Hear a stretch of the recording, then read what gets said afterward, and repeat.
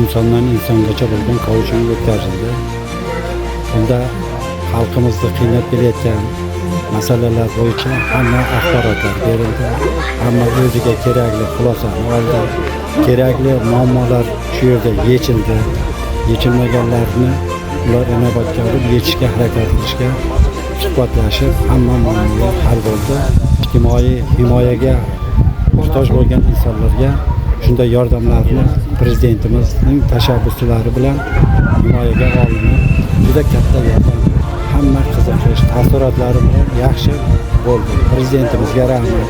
Mana shu mahallalarimizdagi ijtimoiy xodimlarimiz ham juda yaxshi ishlab kelmoqda.